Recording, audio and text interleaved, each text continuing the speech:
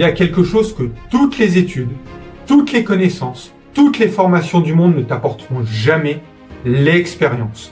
Je vois trop de jeunes entrepreneurs engloutis littéralement sous des tonnes de tâches qui passent des heures, pour ne pas dire des mois entiers, à réfléchir, à apprendre un truc, à écouter un podcast, une vidéo, à suivre un webinaire. Parfois ils s'inscrivent à un challenge, ils prennent une formation. Les plus sérieux d'entre eux rejoignent un accompagnement, un groupe de réseautage ou encore un mastermind. Laisse-moi te dire que tout cela est très bien, mais seulement, et j'insiste sur le seulement, à 3 conditions. Première condition, que cette démarche s'inscrive dans une stratégie globale.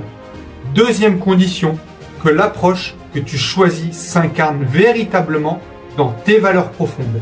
Et troisième condition, que tu testes, que tu appliques, que tu implémentes immédiatement et sur une durée suffisante pour réellement bénéficier des résultats espérés. Ce que je veux dire par là, c'est un grand oui à la préparation.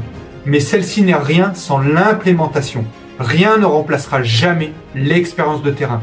C'est lui et lui seul qui te permet d'améliorer, de peaufiner et surtout de millimétrer. En réalité, je dis très souvent que le business, c'est comme le sport. Tu peux apprendre tout ce que tu veux, tu peux lire tout ce que tu veux, mais c'est sur le terrain que tu emmagasines de l'expérience. Lire ton marché, comprendre tes clients. J'en vois trop sur les réseaux qui balancent des posts à tour de bras ou qui sponsorisent des publicités pour soi-disant t'apprendre à vendre avec un simple PDF ou encore qui t'expliquent qu'ils ne font jamais un seul appel de vente et qu'ils ne discutent pas avec leurs prospects. Mais c'est quoi ces conneries?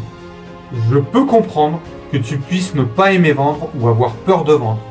Je peux comprendre que tu puisses avoir peur de te faire rejeter.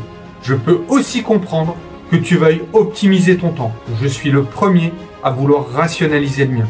Mais si tu ne veux pas parler à d'autres humains, si tu es à ce point prisonnier du digital et du marketing à 2 balles, c'est comme si tu étais un scientifique et que tu refusais de mettre les pieds dans ton laboratoire.